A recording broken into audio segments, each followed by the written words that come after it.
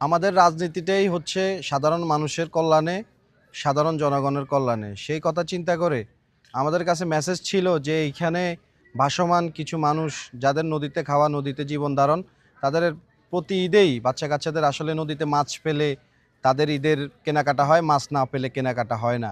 তো এই সাধারণ শিশুদের কথা চিন্তা করে, তাদের আসলে এই জীবনের কথা চিন্তা করে আমরা রায়পুর উপজেলা ছাত্রদল এখানে আসি এবং তাদেরকে প্রতিশ্রুতি দিই যে ইনশাল্লাহ আমরা কিছুটা হলেও আপনাদের মাঝে স্বস্তির নিঃশ্বাস যেন বয়।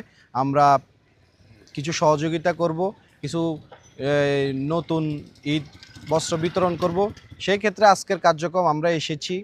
আমরা প্রায় 50টা শিশু বা তারও অধিক সবাইকে আমরা ঈদের নতুন কিছু উপহার দিয়েছি এবং আমরা এখানে আরও বলেছি যে আমরা এদের জন্য, এদের শিক্ষা ব্যবস্থার জন্য আমরা কাজ করব এবং তাদের চিকিৎসার জন্য একটি অস্থায়ী মেডিকেল ক্যাম্প করারও আমাদের প্রচেষ্টা রয়েছে।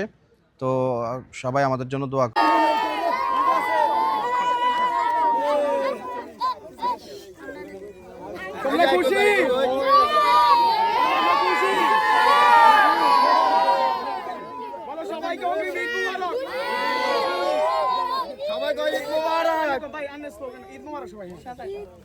জোরে একসাথে ঈদ মোবারক। ঠিক আছে, ঈদ মোবারক।